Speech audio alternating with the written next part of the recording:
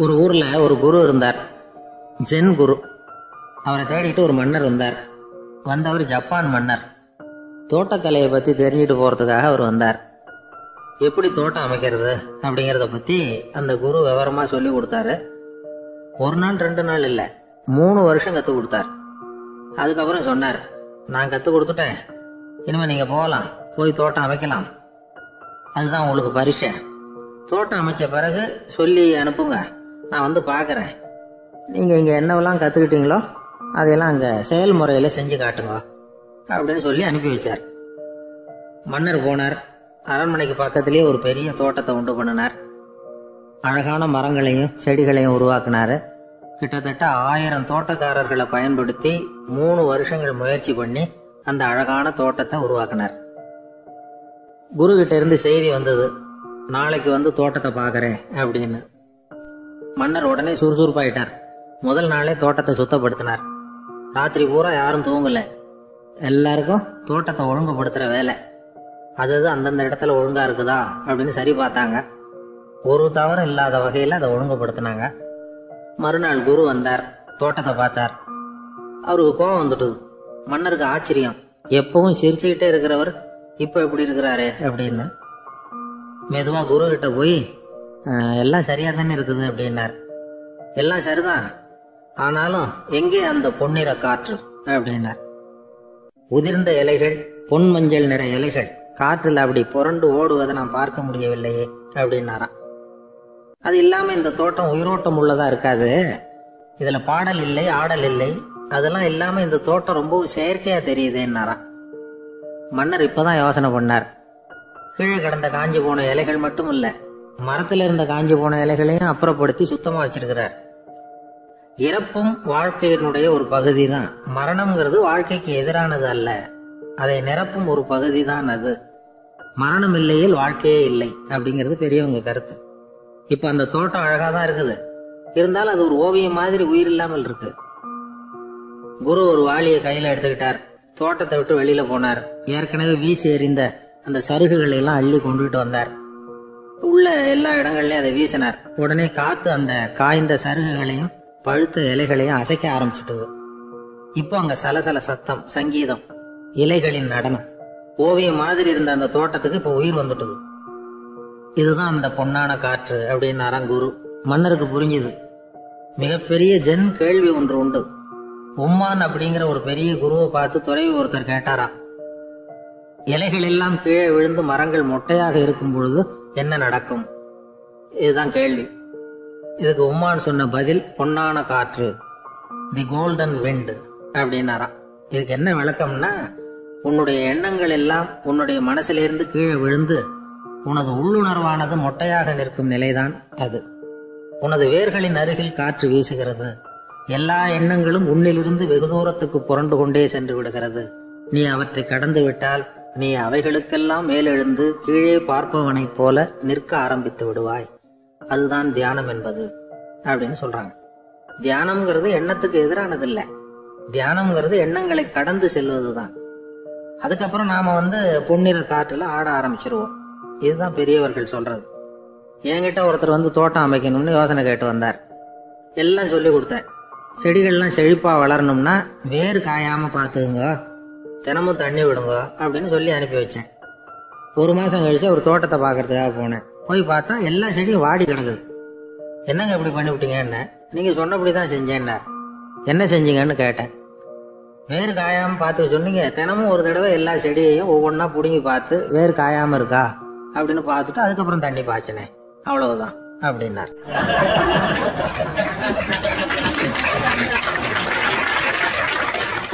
நம்மள மாதிரி ஒரு ஆசாமி அவன் நம்மள மாதிரியே கற்பனை பண்ணான். அதாவது நாம தான் இந்த உலகத்துல ரொம்பவும் கஷ்டப்படுறோம், மற்றவங்க எல்லாம் சந்தோஷமா இருக்கிறாங்க அப்படின்னு அவன் நினைச்சுக்கிட்டான். அவன் ஒரு நாள் கடவுளை வேண்டிக்கிட்டானா, சுவாமி, இந்த உலகத்துல எவ்வளவோ பேர் இருக்கிறாங்க, ஒவ்வொருத்தருக்கும் ஒவ்வொரு விதமான கஷ்டம் இருக்கலாம், ஒத்துக்கிறேன். இருந்தாலும் எனக்கு அது கொஞ்சம் அதிகமா இருக்கிறது மாதிரி தெரியுது. அதனால நீங்க எனக்காக ஒரு சின்ன உதவி செஞ்சா போதும். அது வேற ஒண்ணும் இல்ல, என்கிட்ட இருக்கிற துயரங்களை இன்னொருத்தர் யாருகிட்டயாவது கொடுத்துருங்க, அவர்கிட்ட இருக்கிற துயரங்களை என்கிட்ட மாத்தி கொடுத்துருங்க. ஒரு மியூச்சுவல் டிரான்ஸ்ஃபர், அவ்வளவுதான், அப்படி பண்ணிவிட்டா போதும் அப்படின்னு வேண்டிக்கிட்டானான். அன்னைக்கு ராத்திரியே அவன் ஒரு கனவு கண்டிருக்கான். வானத்திலிருந்து ஒரு குரல் கேட்டிருக்கு. அது என்ன சொல்லிச்சு தெரியுமா? ஏ ஜனங்களே, எல்லாரும் அவங்கவுங்க கஷ்டங்களை ஒரு பையில போட்டு எடுத்துக்குங்க. அப்படி எடுத்துக்கிட்டு நேரா இந்த ஊர் எல்லையில இருக்கிற கோயிலுக்கு வந்து சேருங்க அப்படின்னு அந்த குரல். ஆஹா, கடவுள் நம்ம பிரார்த்தனைக்கு செவி சாய்ச்சுட்டார் அப்படின்னு சந்தோஷப்பட்டான் இவன். உடனே என்ன பண்ணான்? தன்கிட்ட இருந்த கஷ்டத்தையெல்லாம் ஒரு சாக்கு பையில போட்டு எடுத்துக்கிட்டான். வீட்டை விட்டு வெளியில வந்தான். தெருவில் இறங்கி நடக்கிறான். அங்க பார்த்தா ஏகப்பட்ட பேர் ஆளுக்கு ஒரு பைய தூக்கிக்கிட்டு கோயிலுக்கு போயிட்டு இருக்கிறாங்க. சில பேர் மூட்டையா கட்டி தலையில சுமந்துக்கிட்டு போயிட்டு இருக்கிறாங்க. இவன் பார்த்தான். இவனுக்கு ரொம்ப ஆச்சரியமா இருந்தது. ஏன்னா எல்லாரும் வச்சிருக்கிற பைய இவன் பைய விட பெருசா இருந்தது. இவன் பை தான் இருக்கிறதுலயே கொஞ்சம் சின்னதா தெரிஞ்சது. இப்ப அவன் மறுபடியும் சாமியை வேண்டிக்கிட்டான். கடவுளே, இப்ப உள்ள சூழ்நிலையை கவனிச்சா என்கிட்ட இருக்கிற பைய பரவாயில்லன்னு தோணுது. அதனால வேற பை எதையும் மாத்த வேணாம், இதுவே பரவாயில்ல, இந்த பையோட திரும்பி வீட்டுக்கு போனா போதும்னு நினைக்கிறேன் அப்படின்னு எதோ நினைக்க ஆரம்பிச்சுட்டான் அவன். எல்லாரும் கோயிலுக்கு போய் சேர்ந்தாங்க. கோயில்ல அந்த குரல் மறுபடியும் கேட்டுது. எல்லாரும் அவங்கவுங்க பைகளை சோகத்துல தொங்க விடுங்க. திடீர்னு விளக்குகள் அணையும், மணி அடிக்கப்படும், அதுதான் அடையாளம். அந்த சமயத்துல இருட்டுல உங்களுக்கு வேண்டிய பைய நீங்க மாத்தி எடுத்துக்கலாம், தேர்ந்தெடுத்துக்கலாம்.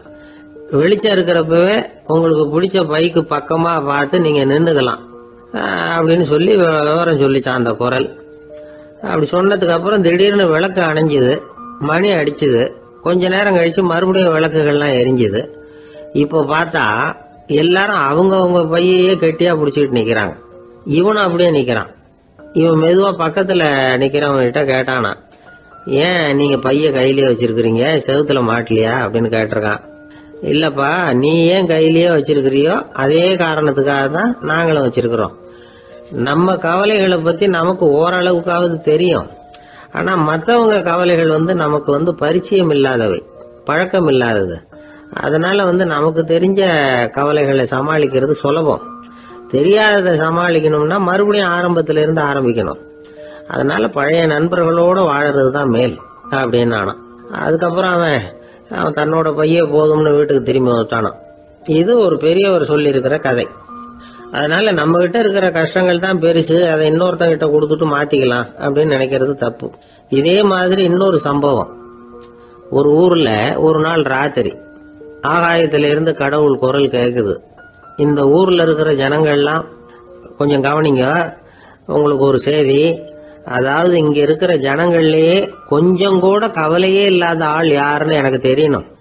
அதனால எல்லாரும் அவங்க கவலைகளை ஒரு பையில போட்டு எடுத்துக்கிட்டு கோயிலுக்கு வாங்க அப்படின்னாரு கடவுள். உடனே வரிசையா எல்லாரும் வர ஆரம்பிச்சாங்க. எல்லார் கையிலயும் பை இருந்தது, சின்னதும் பெருசுமா. கவலையே இல்லாத ஆள் யாருன்னு தேடினார் கடவுள். ஒரே ஒரு ஆள் மட்டும் கையில எதுவும் இல்லாம வெறும் கையை வீசிக்கிட்டு ரொம்ப ஜாலியா நடந்து வந்துகிட்டு இருந்தான். கடவுள் அவங்க கிட்ட போனார். ஏப்பா, உனக்கு கவலையே இல்லையா அப்படின்னு கேட்டார். எனக்கும் சில கவலைகள்லாம் உண்டு அப்படின்னு அவன். எங்க அதெல்லாம்னு கேட்டிருக்காரு கடவுள். பின்னாடி லாரியில வந்துகிட்டு இருக்கு அப்படின்னு அவன்.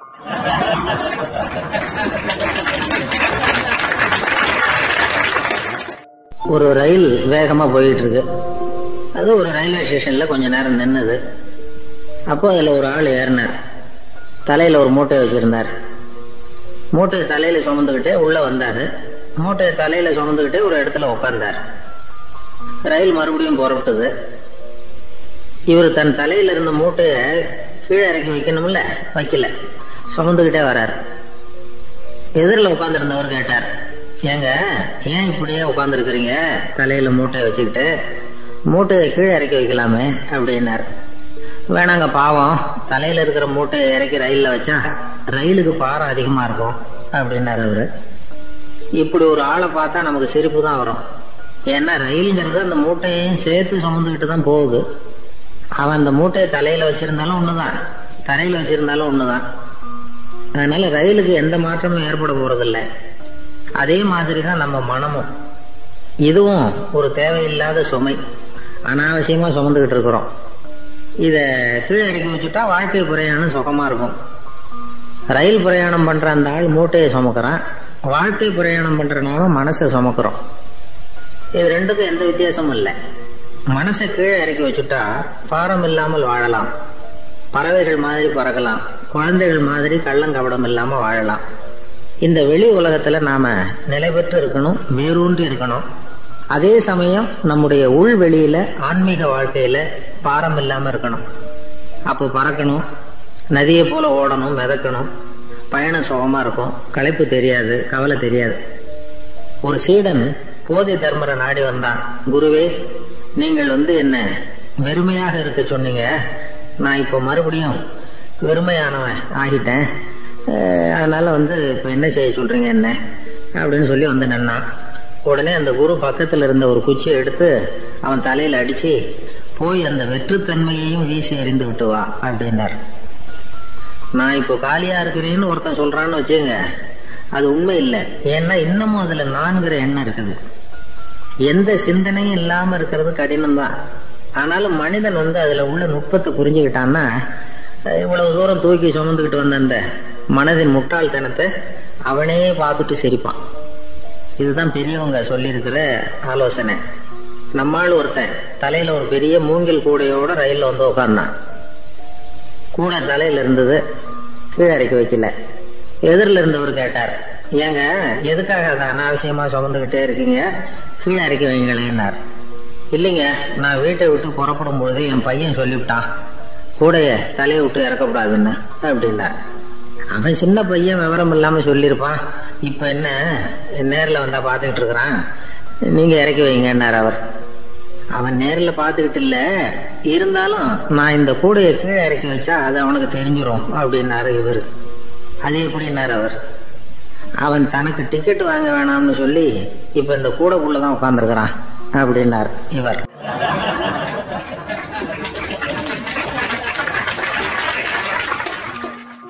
ஒரு ஊரில் ஒரு இளைஞன் இருந்தான். ஒரு நாள் அவன் ஒரு குருவை தேடிக்கிட்டு புறப்பட்டான். ஊரை விட்டு வெளியில் போனான். போகிற வழியில் ஒரு காடு. அந்த காட்டில் ஒரு மரத்தடியில் ஒரு பெரியவர் உட்காந்துருக்கிறார். அமைதியாக மௌனமாக அவர் அமர்ந்திருக்கிறார். இந்த பெரியவரை விசாரிக்கலாம், குருவை தேடி கண்டுபிடிக்கிறதுக்கு இவர் ஏதாவது ஒரு வழி சொல்லி கொடுப்பார் அப்படின்னு நினச்சிக்கிட்டு அவரை நெருங்கினான். ஐயா, எனக்கு ஒரு குரு தேவை, எங்கே கிடைப்பார், அவரை எப்படி அடையாளம் கண்டுபிடிக்கிறது, அதை பற்றி ஏதாவது விவரம் சொன்னீங்கன்னா நான் கண்டுபிடிச்சிக்குவேன் அப்படின்ட்டுருக்கான். பெரியவர் நிமிர்ந்து பார்த்தார். தம்பி, அது ரொம்ப சுலபம். அவர் வயசானவராக இருப்பார், என்னை விட சுமார் 30 வயசு அதிகமாக இருக்கும். அவர் ஒரு மரத்தடியில் தான் உட்காந்துருப்பார் அப்படின்ட்டுருக்கான். சரிங்க பெரியவரே, அது என்ன மாதிரியான மரம், எப்படி இருக்கும் அப்படின்னு கேட்டிருக்கான். பெரியவர் அந்த விவரங்களையும் சொல்லியிருக்கிறாரு. அது மட்டும் இல்லை, சந்திக்கிற நாள், நேரம், வினாடி முதற்கொண்டு எல்லா விவரங்களையும் துல்லியமாக சொன்னாராம். இவ்வளவு விவரங்களை இவரால் எப்படி சொல்ல முடியுது அப்படின்னு இவனுக்கு ஆச்சரியம். இருந்தாலும் அந்த பெரியவர் கடைசியாக ஒரு விவரம் சொன்னார். அது என்ன தெரியுமா, எப்படியும் நீ அவரை சந்திக்கிறதுக்கு ஒரு 30 வருஷம் ஆகும் அப்படின்னு சொல்லிவிட்டாராம். ரொம்ப நன்றிங்க பெரியவரே அப்படின்னு சொல்லிவிட்டு அந்த இளைஞன் புறப்பட்டுருக்கான். இப்போ அவனுக்கு குரு பற்றின விவரம் எல்லாம் கிடைச்சிட்டுது, சந்திக்கிற நேரமும் தெரிஞ்சுட்டுது. ஆனால் 30 வருஷம் அவரை தேடி அலைய வேண்டியிருக்குமே. அவன் தேட ஆரம்பித்தான். காடு மலை எல்லாம் சுற்றி அலைஞ்சான். பல வருஷங்கள் தேடினான், அழுத்து போயிட்டான். கடைசியில் அவனுக்கும் வயசாகிட்டுது. கடைசியில் தன்னுடைய சொந்த ஊருக்கே திரும்பி போயிட்டு இருந்தான். அங்கே ஒரு மரத்தடியில் அவன் தேடிக்கிட்டு இருந்த குருநாதர் கிடைச்சார். யார் அவருன்னா, 30 வருஷத்துக்கு முன்னாடி வழி சொல்லி கொடுத்தாருல அதே பெரியவர். அவருக்கு இப்போ 30 வயசு அதிகமாக இருந்தது. அதே மரம், அன்னைக்கு பெரியவர் சொன்ன அடையாளம் இப்போ பொருத்தமாக இருந்தது. இப்போ அந்த பெரியவர் சொன்னார், சரியாக வந்து சேர்ந்துட்டேன், வா, உனக்காக தான் நான் இவ்வளவு காலமும் காத்துக்கிட்டு இருந்தேன் அப்படின்னாராம். என்ன சொல்கிறீங்கன்றிருக்கான். 30 வருஷத்துக்கு முன்னாடி என்கிட்ட வந்தியே, அப்போவே என் காலம் முடிஞ்சு போயிருந்தது. அப்போவே என்ன உனக்கு அடையாளம் தெரியல, அதனால இவ்வளவு காலம் உனக்காக காத்துட்டு இருக்கும்படி ஆயிட்டுது அப்படின்னாராம். ஐயா, அப்போவே நீங்கள் சொல்லியிருக்கலாமே, இதுதான் 30 வருஷம் கழித்து நீ சந்திக்க போகிற இடம், நான் தான் உன்னுடைய குரு அப்படின்னு சொல்லியிருக்கலாமே அப்படின்ட்டுருக்கான். அந்த பெரியவர் சிரிச்சுக்கிட்டே இதுக்கு பதில் சொன்னாராம். நான் எவ்வளவோ விவரமாக தான் சொன்னேன், நீ சரியாக புரிஞ்சிக்கல. காரணம், அப்போ நீ போதுமான அளவுக்கு பக்குவம் பெற்றிருக்கவில்லை, அதனால் புரியும் சக்தி இல்லாமல் போயிட்டுதப்போ 30 ஆண்டு காலம் நீ அலைஞ்சு தெரிஞ்சிருக்கிற. அது காரணமாக இப்போ உனக்கு அந்த பக்குவம் வந்துட்டுது, அதனால தான் அடையாளம் காண முடிஞ்சது, நானே உன்னுடைய குரு அப்படின்னாராம். இதுலேருந்து என்ன தெரியுதுன்னா, ஆன்மீகத்தில் மாணவனாக சேர்றதுக்கு கூட ஒரு பக்குவத்தன்மை தேவைப்படுது.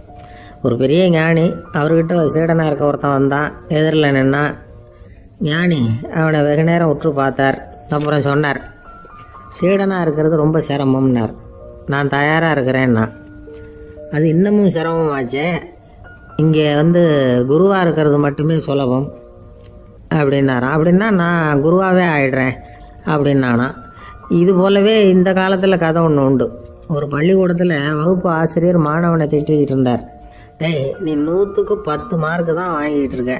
இவ்வளவு மோசமாக நீ படித்தா கடைசியில் மாடு மேய்க்கிறது கூட லாய்க்கு இல்லாதவனா ஆயிடுவேன். அதுக்கப்புறம் என்ன செய்ய போகிறேன் அப்படின்னாராம். பையன் தலையை சொரிஞ்சிக்கிட்டே சொன்னானா, சார் அப்படின்னா ஒன்று செய்கிறேன் அப்படின்னானா. இவர் கேட்டிருக்கார், என்ன செய்ய போகிறேன்னு. வேற என்ன சார், உங்களை மாதிரி ஒரு ஆசிரியர் ஆயிடுறேன் அப்படின்னானா.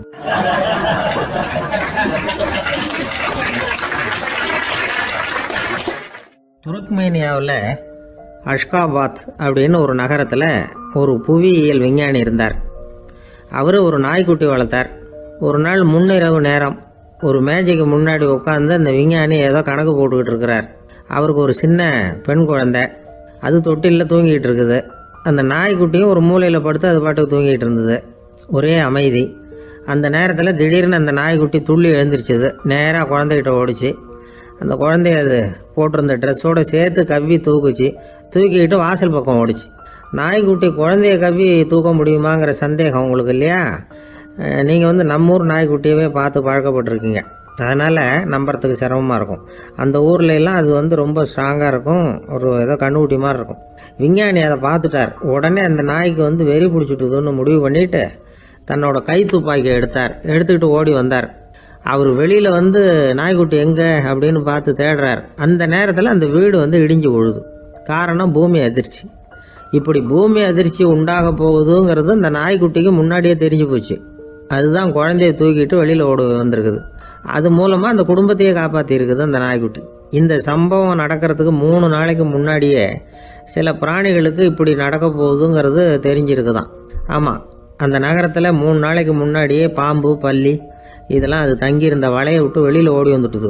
அதே மாதிரி அங்கே இருந்த புறாவெல்லாம் பறந்து போயிடுச்சான். இதே மாதிரி யுகோஸ்லோவியாவில் கூட ஒரு நகரம், அங்கே ஒரு நாள் ராத்திரி ஒரு மிருக காட்சி சாலையில் திடீர்னு ஒரு பெரிய கலவரம், கூச்சல், குழப்பம். அங்கே இருந்த கழுதை, புலி, யானை, பறவை எல்லாம் கண்ணாபின்னான்னு கத்த ஆரம்பிச்சுட்டுது. நீர் யானை அதுக்குன்னு போட்டிருந்த தடுப்பையே தாண்டி குதித்து வெளியில் வந்துட்டு தான். மறுநாள் தான் எல்லாருக்கும் விஷயம் புரிஞ்சுது. அடுத்த நாள் காலையில் அங்கே பூமி அதிர்ச்சி உண்டாயிட்டுது.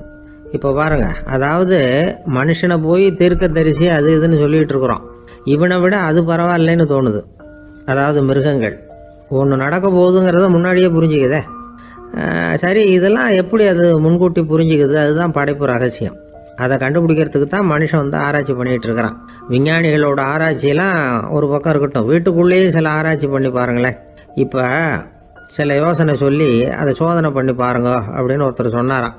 அதாவது இப்போ மழை வருமா வராதா அப்படின்னு தெரிஞ்சுக்கணுமா, உடனே ஒரு பூனைக்குட்டி பின்னாடியே மெதுவாக போய் அது என்ன செய்யுதுன்னு கவனித்து பார்க்கணும்.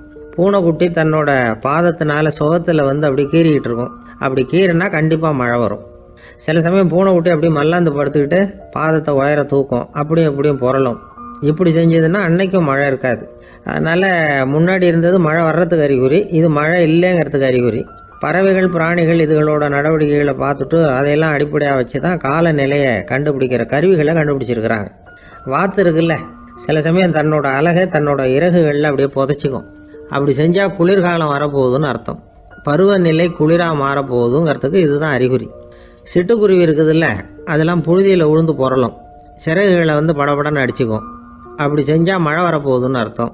ஒன்று மட்டும் நாம் நல்லா தெரிஞ்சுக்கணும், இயற்கையின் சீற்றம்னு சொல்கிறோம் இல்லையா, இயற்கை ஏன் நம்ம மேலே கோவப்படுது? இயற்கையை நாம் அனுசரித்து போகிறதில்ல, அதனால் கோவப்படுது. காடுகளை அழிக்கப்படாது, விலங்குகளை கொல்லப்படாது, இயற்கை ஏற்படுத்தி வச்சிருக்கிற சமநிலையை கெடுக்கப்படாது. அதை புரிஞ்சுக்கிட்டு வாழ்ந்தோம்னா பூமியும் நடுங்காது, நாமளும் நடுங்க வேண்டிய அவசியம் இருக்காது. ஒருத்தர் இருந்தார், சாராய கடைக்கு போனாராம், நிறைய சாப்பிட்டார். அப்புறம் சொன்னார், இது ரொம்ப அற்புதமான சரக்கு போல் இருக்குது. உள்ளே போன உடனே இந்த பூமியே நடுங்கிறது மாதிரி இருக்குது எனக்கு அப்படின்னாராம். இதுக்கு கடைக்காரர் சொல்லியிருக்கார், நீங்கள் சாப்பிட்டது வெறும் பச்சை தண்ணி தாங்க, இப்போ ஏற்பட்டிருக்கிறது நிஜம் பூமி அதிர்ச்சி அப்படின்னாராம்.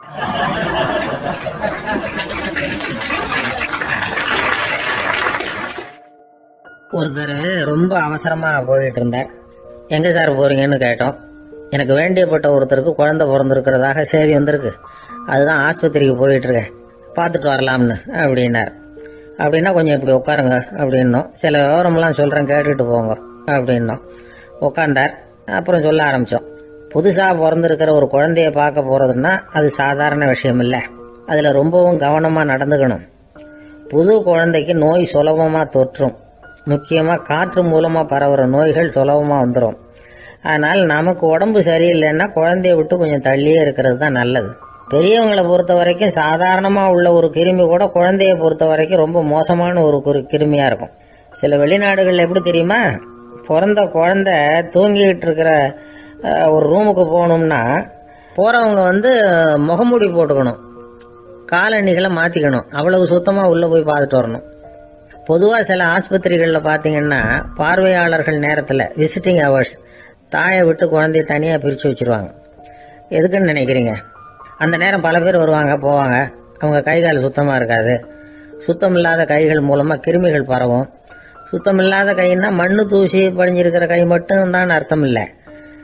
சாலையில் கையை வீசிக்கிட்டு நடந்து வர்றீங்க, குழந்தைய பொறுத்த வரைக்கும் அது கூட சுத்தம் இல்லாத கை தான். தாயை தவிர மற்றவங்க குழந்தைய தூக்காமல் பார்த்துக்கிறது நல்லது. தாய் கூட அளவோட கொஞ்சிறதோட நிறுத்திக்கணும். புதுசாக ஒரு குழந்தைய பெற்றிருக்கிற பொண்ணுகிட்ட மற்ற தாய்மார்கள் ஏதாவது சொல்லிக்கிட்டே இருப்பாங்க. குழந்தைய அப்படி வளர்க்கணும் இப்படி வளர்க்கணும் அப்படின்னு ஏதாவது அட்வைஸ் பண்ணிக்கிட்டே இருப்பாங்க. இப்படி ஓவராக அறிவுரை பண்ணுறது அந்த பொண்ணை குழப்பி விட்டுரும். அதனால் அப்படிலாம் பண்ணக்கூடாது. அந்த பெண்ணே ஏதாவது கேட்டால் கூட டாக்டர் சொல்ல வேண்டிய விவரங்களை எல்லாம் நாமே சொல்லிக்கிட்டு இருக்கக்கூடாது. புதுசாக பிறந்திருக்கிற குழந்தைய மட்டும்தான் இப்படி பார்க்கணும்னு இல்லை. ஒரு நோயாளி குழந்தைய பார்க்க போகிறதுனா கூட ரொம்ப எச்சரிக்கையாக தான் நடந்துக்கணும். ஒரு தின்பண்டமோ விளையாட்டு சாமானோ அந்த குழந்தைக்கு நாம் வாங்கிட்டு போகிறதா வச்சுக்குவோம். அதை நேராக கொண்டுகிட்டு போய் அந்த குழந்தைகிட்டே கொடுக்கக்கூடாது. அதோட அப்பா அம்மா கிட்ட ரகசியமாக கொடுக்கலாம். அவங்க முடிவு பண்ணட்டும் குழந்தைகிட்ட அதை கொடுக்கலாமா வேண்டாமாங்கிறத. அவங்களுக்கு தான் தெரியும் அதோட மனசும் உடம்பும். உங்கள் அக்கறையை காட்டுறதா நினச்சிக்கிட்டு குழந்தை வாயில் எதையும் கொண்டுட்டு போய் போடாதீங்க. போகிறப்போ உங்கள் வீட்டு குழந்தையும் அழைச்சிட்டு போகாதீங்க. இது நோயை வாங்கிட்டு வந்துடும், அல்லது புதுசாக ஒரு நோயை அதுகிட்ட கொடுத்துட்டு வந்துடும். என்னதான் உங்களுக்கு பழக்கமான குழந்தையா இருந்தால் கூட அதுக்கு விருப்பம் இல்லைன்னா பேசக்கூடாது. அங்கே போய் அவங்க பள்ளிக்கூடத்தை ஞாபகப்படுத்திட்டு இருக்கக்கூடாது. நோயில் இருக்கிறப்ப ஸ்கூலை பற்றி பேச அது விரும்பாது. ஆஸ்பத்திரியை விட்டு வெளியில் புறப்படுறப்போ குழந்தைகிட்ட சொல்லணும்னு அவசியம் இல்லை. அதோட அப்பா அம்மா கிட்ட சொல்லிவிட்டு புறப்பட்டா போதும். குழந்தை கோபிச்சிக்காது. சமூக சம்பிரதாயத்தை பற்றி அது கவலைப்படுறதில்ல. இப்படி எல்லா விவரமும் நம்ம எதிரில் உட்காந்துருந்தவங்க கிட்ட சொல்லி முடித்தோம். ரொம்ப நன்றி சார் அப்படின்னு சொல்லிவிட்டு அவர் புறப்பட்டார். குழந்தைங்க கொஞ்சம் வளர்கிற வரைக்கும் தான் நாம் எச்சரிக்கையாக இருக்கணும்னு இல்லை, வளர்ந்த பிறகு இன்னும் எச்சரிக்கையாக இருக்கணும். ஒரு பையன் பள்ளிக்கூடத்துலேருந்து திரும்பி வீட்டுக்கு வந்தான். முகம் பூரா நகத்தால கீறி இருந்தது. அப்பா பார்த்து பயந்துட்டார். யாருடா உன்னை இப்படி பண்ணது அப்படின்னாரு. என் கூட படிக்கிற இன்னொரு பையன்னா. நாளைக்கு உன் கூட பள்ளிக்கூடத்துக்கு வர்றேன், நீ எனக்கு அவனை அடையாளம் காட்ட முடியுமான்னார். அது ரொம்ப சுலபம் நான் பையன். எப்படின்னார் அப்பா. அவன் காதில் ஒன்று கையோடு எடுத்துகிட்டு வந்திருக்கிறேன், இதோ என் பையில தான் வச்சுருக்கேன் அப்படிங்கிறான் அந்த பையன்.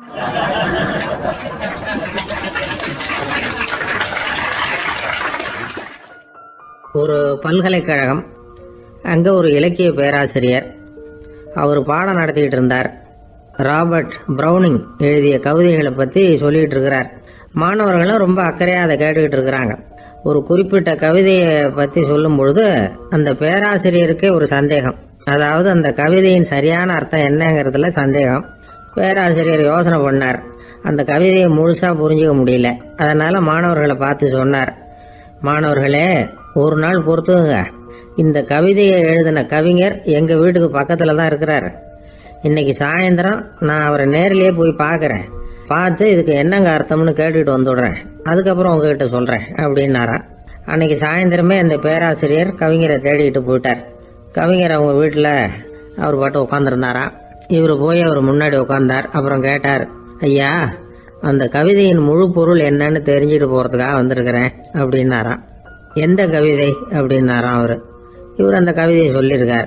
கவிஞர் கொஞ்சம் யோசனை பண்ணிவிட்டு அப்புறம் சொன்னாராம், பேராசிரியரே நீங்கள் கொஞ்சம் தாமதமாக வந்துட்டீங்கன்னாராம். இவருக்கு ஒன்றும் புரியல. நீங்கள் என்ன சொல்கிறீங்க, நான் தாமதமாக வந்துட்டேன்னா? நீங்கள் தான் உயிரோடு இருக்கிறீங்களே, அப்படி இருக்கும்பொழுது நான் தாமதமாக வந்துட்டேன்னா அது எப்படி அப்படின்னு இவர் குழம்பி இருக்கிறார். இப்போ கவிஞர் சொன்னாராம், ஐயா நான் உயிரோடு இருக்கிறேனா இல்லையாங்கிறது முக்கியம் இல்லை, நான் அந்த கவிதை வரிகளை எழுதினப்போ 2 பேருக்கு அதோட அர்த்தம் தெரிஞ்சிருந்தது. இப்போ ஒரே ஒருத்தருக்கு தான் அதோட அர்த்தம் தெரியும் அப்படின்னாராம். பேராசிரியர் யோசனை பண்ணியிருக்கார். அப்படின்னா அந்த ஒருத்தர் கவிஞர் ராபர்ட் ப்ரௌனிங்கை தவிர வேற யாரா இருக்க முடியும்? இவர் தான் அப்படிங்கிறத அவர் மனசுல நினைச்சுக்கிட்டார். அதனால சொன்னார், ஐயா நான் தாமதமா வரல, அந்த கவிதையின் பொருள் என்ன அது சொல்லுங்கன்னார். பேராசிரியரே, நான் சொல்றது உங்களுக்கு புரியலன்னு நினைக்கிறேன். நான் இந்த வரிகளை எழுதினப்போ 2 பேருக்கு அதோட அர்த்தம் தெரிஞ்சிருந்தது. அந்த 2 பேர் யாருன்னா, ஒருத்தர் ராபர்ட் ப்ரௌனிங், அதாவது நான், இன்னொருத்தர் கடவுள். இப்போ அது கடவுளுக்கு மட்டும்தான் தெரியும். நானே இதை பத்தி பல தடவை யோசனை பண்ணி பார்த்தேன். இது ரொம்ப அழகானது, ஆனாலும் ரொம்ப வழுக்கலானது. அதை பிடிச்சிட்டோம்னு நினைச்சிட்டு இருக்கும் பொழுதே காத்து மாதிரி அது உங்ககிட்ட இருந்து ஓடி போயிடுது. எனக்கு ரொம்பவும் வருத்தமா தான் இருக்குது. நிச்சயமா நான் தான் இந்த வரிகளை எழுதியிருக்கிறேன். அதுல அர்த்தம் இருக்குங்கிறது எனக்கு தெரியும், அதை நான் உணர்றேன். ஆனா நீங்க என்ன மன்னிக்கணும், எனக்கே கூட அதை என்னால விளக்க முடியல. அப்படி இருக்கும் பொழுது உங்களுக்கு எப்படி அதை நான் விளக்க முடியும் அப்படின்னு அந்த கவிஞர். அனுபவிக்கப்படக்கூடிய எல்லாமே விளக்கப்படக்கூடிய ஒன்றல்ல, விளக்கப்படும் எல்லாமே அனுபவிக்கப்படக்கூடிய ஒன்றல்ல அப்படிங்கிறது ஞானிகளுடைய கருத்து. அதுக்காக தான் அந்த சம்பவம். வாழ்க்கையில் நீங்கள் தொடர்ந்து ஆய்வு செய்து கொண்டே இருக்கக்கூடிய விளக்கங்களை ஒருபோதும் அடைய முடியாத பரிமாணங்கள் இருக்கிறதுனால தான் அது அலுப்பு தட்டாமல் இருக்குது. உங்களால் நிறைய அனுபவிக்க முடியும், இருந்தாலும் நீங்கள் அனுபவித்து அறிந்த விஷயங்கள் கூட வார்த்தைகளால் விளக்கப்பட முடிவதில்லை அப்படிங்கிறது பெரியோர் சிந்தனை. இதெல்லாம் ஒரு பக்கம் இருக்கட்டும். நமக்கு தெரிஞ்ச பேராசிரியர் ஒருத்தர் 1 மணி நேரம் ரொம்ப விவரமா வகுப்பு எடுத்தார். கடைசியா சொன்னார், மாணவர்களே, ரொம்பவும் எளிமையா விளக்கமா எல்லா விவரமும் சொல்லியிருக்கிறேன். அதனால இதுல உங்களுக்கு சந்தேகம் வர்றதுக்கு வாய்ப்பே இல்லை. இருந்தாலும் கேட்க வேண்டிய கடமை கேட்கிறேன். இது வரைக்கும் நடத்தினதுல யாருக்காவது ஏதாவது சந்தேகம் உண்டா அப்படின்னு கேட்டாராம். எனக்கு ஒரே ஒரு சந்தேகம் தான் சார் அப்படின்னு எழுந்திரிச்சு நிக்கிறான் ஒருத்தன். என்னன்னு கேட்டாராம். இது வரைக்கும் நீங்க என்ன பாடம் சார் நடத்துனீங்க அப்படின்னானா அவன்.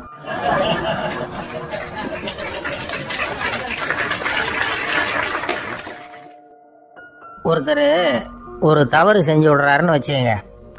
உடனே நீ செஞ்சது தவறு அப்படின்னு சொல்றது ஒரு வகை. அதுக்கு பதிலாக எது சரின்னு அவர் புரிந்து கொள்ள உதவி செய்யறது இன்னொரு வகை. இந்த 2வது வகை இருக்கு பாருங்க, நிர்வாக இயல்ல இது ரொம்ப முக்கியம். அலுவலகத்தில் வேலை பார்க்குற ஒருத்தர் முக்கியமாக தெரிஞ்சுக்க வேண்டியது என்ன தெரியுமா? சக ஊழியர்கள் கிட்ட எப்படி பழகணும், மேலதிகாரிகள் கிட்ட எப்படி பழகணும், தனக்கு கீழே வேலை செய்கிறவங்க கிட்ட எப்படி பழகணும், வாடிக்கையாளர்கள் கிட்ட எப்படி பழகணும், இவங்க எல்லார்கிட்டையும் செம்மையான உறவை ஏற்படுத்திக்கிறது எப்படி. இதையெல்லாம் சொல்லிக் கொடுக்குற பாடம் தான் இன்டர் பர்சனல் ஸ்கில், திறமையான உறவு அப்படிங்கிறது. எந்த வேலையில் இருந்தாலும் சரி, இந்த உறவுகளை வளர்க்கும் திறன் உள்ளவங்க சீக்கிரம் முன்னுக்கு வந்துடுறாங்க. மற்றவங்க கிட்ட உறவை பலப்படுத்திக்கிறது எப்படி அப்படின்னு தெரிஞ்சுக்கிட்டோம்னா எந்த ஒரு தடையையும் சுலபமாக தாண்டி செய்கிற தொழிலில் முன்னுக்கு வந்துடலாம். ஹார்வர்டு பல்கலைக்கழகத்தில் ஒரு கணக்கெடுப்பு பண்ணி பார்த்தாங்களாம். பார்க்குற வேலையில் எது மாதிரி குணாதிசயம் உள்ளவங்க வேகமாக முன்னுக்கு வர்றாங்க அப்படின்னு தெரிஞ்சுக்கிறதுக்காக இந்த கணக்கெடுப்பு. வெவ்வேறு துறையில் வேகமாக முன்னுக்கு வந்திருக்கிற பல பேரை சந்தித்து இந்த சர்வேயை நடத்தியிருக்கிறாங்க. அவங்க கண்டுபிடிச்சி சொல்லியிருக்கிற உண்மை என்ன தெரியுமா? ஒருத்தர் ஒரு வேலையில் இருந்தால் அது சம்பந்தப்பட்ட சப்ஜெக்ட் பற்றிய அறிவு 35% இருந்தால் போதுமா. ஆனால் உறவுகளை வளர்க்கக்கூடிய திறன், இன்டர் பர்சனல் ஸ்கில்லு 65% வேணும். இப்படி உள்ளவங்க சீக்கிரம் முன்னுக்கு வந்துடுறாங்களாம். அதனால் ஒருத்தருக்கு வேலை சரியாக புரியலைன்னா கூட விவரமாக மற்றவங்க கிட்ட பழகிறது எப்படின்னு புரிஞ்சால் போதும், அவர் முன்னுக்கு வந்துடலாம்.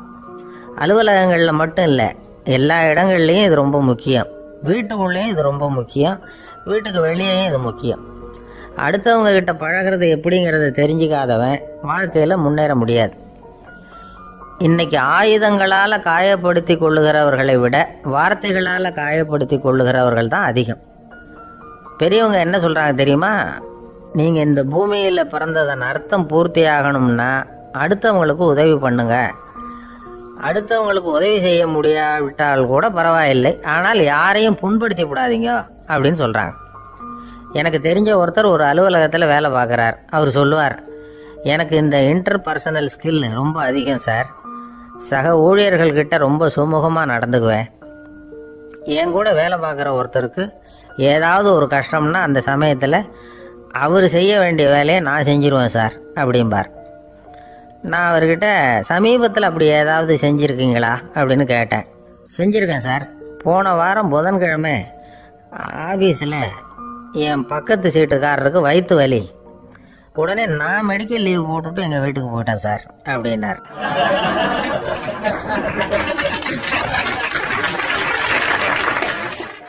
ஒரு ஊரில் ஒரு துறவி இருந்தார், புத்த சமய துறவி. அந்த ஊர் மன்னன் அவரை பற்றி கேள்விப்பட்டிருக்கான். ஒரு நாள் புறப்பட்டு போனான், துறவியின் பாதங்களை தொட்டு வணங்கினான். அதுக்கப்புறம் சொன்னான், ஐயா, நான் உங்களை அரண்மனைக்கு அழைச்சிட்டு போகிறதுக்காக வந்திருக்கிறேன். இனிமே நீங்கள் இங்கே எதுக்கு இருக்கணும் அப்படின்னானா. அவன் மனசுக்குள்ளே என்ன நினைப்புன்னா, இவர் எங்கே வர போகிறாரு, நான் ரொம்ப எளிமையானவன், எனக்கு எதுக்கு அரண்மனை வாசம்னு சொல்லிவிடுவார் அப்படின்னு நினச்சிருக்கான். ஆனால் அந்த துறவி என்ன பண்ணார் தெரியுமா? அப்படியா, சரி போகலாம், வா, போய் உன் ரதத்தை கொண்டுட்டு வா, அரண்மனைக்கு போகும்பொழுது அதுக்கு தகுந்த மாதிரி ஆடம்பரமாக போகணும் அப்படின்னு விட்டாரான். துறவி இப்படி சொன்னதும் அந்த மன்னனுக்கு மனசுக்குள்ள சந்தேகம் வந்துட்டுது. இவர் உண்மையிலேயே துறவி தானா, ஏமாத்து பேர் வழி மாதிரி தெரியுதே அப்படின்னு நினச்சிருக்கான். இருந்தாலும் இனிமேல் என்ன பண்ணுறது, சொல்லியாச்சு. ரதத்தை கொண்டுட்டு வந்தான். துறவி ஏறி உட்காந்தார். பக்கத்தில் ராஜா. அவர் ரொம்ப உற்சாகமாக வரார், இவன் ரொம்ப சோர்ந்து போய் வரான். துறவி மரத்தடியிலேயே வாழ்ந்து பழக்கப்பட்டவர், அரண்மனையில் எளிமையாக ஒரு இடத்துல உட்காந்துக்குவார் அப்படின்னு நினைச்சான். ஆனால் அப்படி இல்லை. அரண்மனைக்கு வந்த உடனே அந்த துறவி அதை கொண்டுட்டு வா, இதை கொண்டுட்டு வான்னு சொல்லி உத்தரவு போட ஆரம்பிச்சிட்டார். அரண்மனையில இருந்தா அரசனை மாதிரி இருக்கணும் அப்படிங்கிறார். ராத்திரி பூரா சௌகரியமா தூங்கினார். பகல்ல அரண்மனை தோட்டத்துல உலாவ வேண்டியது, நீச்சல் குளத்துல குளிக்க வேண்டியது, இப்படியே பொழுது போக்கிட்டு இருக்கிறார். அந்த அரண்மனையில துறவி மகிழ்ச்சியா இருக்கிறார். மன்னனால அப்படி இருக்க முடியல. அவருக்கு எந்த கவலையும் இல்லை, இவனுக்கு அரசாங்க கவலைகள். துறவி அப்படி இருக்கிறத இவனால தாங்கிக்க முடியல. ஒரு நாள் அவர்கிட்டே போய், நான் உங்ககிட்ட கொஞ்சம் பேசணும் நானா. துறவி பார்த்தார். நான் இந்த அரண்மனைக்கு வரும்பொழுதே நீ என்னமோ என்கிட்ட கேட்கணும்னு நினைச்ச, ஏன் கால தாமதம், நீ அனாவசியமா உன்னையே தொந்தரவு பண்ணிட்டு இருக்கிற, நீ கவலையா இருக்கேங்கிறது எனக்கு புரியுது. நான் மரத்தடியில் இருந்தப்ப கூட என்னை அடிக்கடி சந்திச்சுக்கிட்டு இருப்ப, ஏதாவது விளக்கம் கேட்கறது உண்டு. இங்க வந்த பிறகு என்னை சந்திக்கிறது கூட அபூர்வமா போயிட்டுது. நீ இப்போ என்ன கேட்க போறேங்கிறது எனக்கு தெரியும், இருந்தாலும் கேளு அப்படின்னாராம். வேற ஒண்ணும் இல்லைங்க, இப்போ உங்களுக்கும் எனக்கு என்ன வித்தியாசம்? 2 பேரும் அரண்மனையில தான் இருக்கிறோம். நீங்க மகிழ்ச்சியா இருக்கிறீங்க, நான் அப்படி இருக்க முடியல. இவ்வளவுக்கும் நீங்க முன்னாடி இருந்தது மாதிரி இல்லை. தினமும் தங்க தேர் கேட்குறீங்க, உயர்தரமான ஆடைகள் அணிகிறீங்க, சுவையான சாப்பாடு. இப்படி இருக்கிறப்போ உங்களுக்கு எனக்கு என்ன வித்தியாசம்? இதுதான் மன்னனுடைய கேள்வி. இதுக்கு பதில் சொல்றேன், என் கூட புறப்பட்டு வா, இந்த நகரத்துக்கு வெளியில போவோம் அப்படின்னு சொல்லி அரசனை கூப்பிட்டுக்கிட்டு ஊர் எல்லைக்கு சேர்ந்தார் துறவி. அங்க போய் சொன்னார், இதை பாருப்பா, இந்த இடத்த தான் தேடிட்டு இருந்தேன். இனிமே நான் திரும்பி வர போறதில்ல. நீ என்னோட வர்றியா, திரும்பி போறியா அப்படின்னார். நான் எப்படிங்க உங்க கூட வர முடியும்? என்னுடைய நாடு, என்னுடைய சொத்துக்கள், மனைவி, மக்கள் எல்லாத்தையும் விட்டுட்டு எப்படிங்க வர்றதுன்னா. இப்ப அந்த துறவி சொன்னார், இப்ப வித்தியாசத்தை தெரிஞ்சுக்கிட்டியா? நான் அரண்மனையில இருந்தேன், எல்லா வித பொருள்களும் உடையவனா இருந்தேன், ஆனா எதையும் சொந்தம் கொண்டாடுறவனா இருக்கல. ஆனா நீ அப்படி இல்லை, எல்லாத்தையும் சொந்தம் கொண்டாடிட்டு இருக்கிற. இதுதான் நமக்குள்ள வித்தியாசம் அப்படின்னு சொன்னார். அரண்மனை ஆடைகளை அப்படியே களைஞ்சார், அரசங்கிட்ட கொடுத்தார். உன்னுடைய ஆடைகளை நீயே வச்சுக்கோன்னார். அவர் பாட்டுக்கு நடந்து போனார், திரும்பியே பார்க்கல. அரசனுக்கு அப்பதான் தன்னுடைய அறியாமை விளங்குச்சான். இதுல இருந்து நாம புரிஞ்சுக்க வேண்டியது என்னன்னா, இந்த உலகத்துல எத்தனையோ பொருள்கள், அதையெல்லாம் முறையா பயன்படுத்தினா மகிழ்ச்சி. அதை விட்டுட்டு அதுக்கெல்லாம் சொந்தம் கொண்டாட ஆரம்பிச்சா கவலை. நம்ம ஆட்கள் சொந்தம் கொண்டாடுற விதமே தனி. ஒரு ஆளு இன்னொருத்தங்கிட்ட ஒரு கொடை கடன் வாங்கியிருந்தான், திருப்பி கொடுக்கல. கொடையை கொடுத்தவன் கேட்டான், என்கிட்ட கடன் வாங்கினிய கொடை, அதை கொஞ்சம் திருப்பி தர்றியான்னா. அது உனக்கு இப்போ அவசரமா தேவைப்படுதா அப்படின்னு கேட்டான் இவன். எனக்கு தேவைப்படல, அந்த கொடைய நான் யாருகிட்ட வாங்கி இருந்தேனோ அவனுக்கு இப்போ அது அவசரமா தேவைப்படுது அப்படின்னு அந்த ஆள்.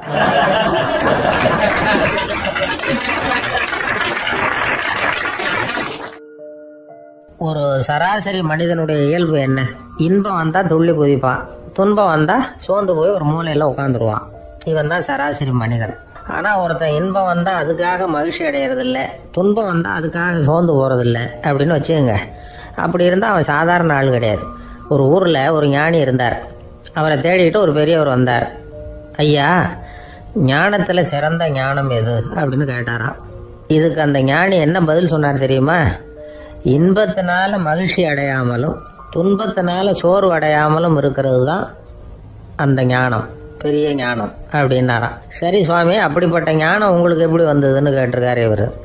அதை நான் ஒரு கழுதைகிட்ட இருந்து கற்றுக்கிட்டேன் அப்படின்னாராம் அவர். இவருக்கு ஒன்றும் புரியல, ஒரு மாதிரியாக முழிச்சிருக்கிறார். இதை அவர் புரிஞ்சுக்கிட்டார். நீங்கள் நாளைக்கு காலையில் நம்முடைய ஆசிரமத்துக்கு வாங்க, புரிய வைக்கிறேன்னாராம். சரின்னு அவர் போயிட்டார். மறுநாள் காலையில் ஆசிரமத்துக்கு வந்து சேர்ந்தார். ஞானி அவரை கூப்பிட்டு உட்கார வச்சார். வாங்க வந்து இப்படி உட்காருங்க, கொஞ்ச நேரத்தில் இந்த வழியாக ஒரு கழுதை போகும், அதை கவனித்து பாருங்கன்னாராம். இவருக்கு இன்னமும் ஒன்றும் புரியாமல் போச்சு, ஒரே குழப்பம். இருந்தாலும் அந்த ஞானி சொன்னது மாதிரியே உட்காந்துருக்கிறார். கொஞ்ச நேரத்தில் இந்த வழியாக ஒரு கழுதை போச்சு. அது முதுக நிறைய அழுக்கு மூட்டைகள், அதை சுமந்துக்கிட்டு போகுது. ஒரு செலவு தொழிலாளி அதை ஓடிக்கிட்டு போகிறார். கொஞ்சம் தூரத்தில் ஒரு ஆறு இருக்குது. அங்கே போய் துணியெல்லாம் சுத்தப்படுத்திக்கிட்டு சாயந்தரமாக திரும்பி இந்த வழியாகவே வருவாங்க. ஞானி சொன்னது மாதிரியே இந்த பெரியவர் அழுக்கு மூட்டையை சுமந்துக்கிட்டு போகிற அந்த கழுதையை கவனித்தார். கழுதை போயிட்டுது. அதுக்கப்புறம் ஞானியை திரும்பி பார்த்தார். இப்போ அந்த ஞானி சொன்னார், சாயந்தரம் வரைக்கும் நீங்கள் எங்கேயே இருக்கணும்னார். அதே மாதிரி இவர் இருந்தார்.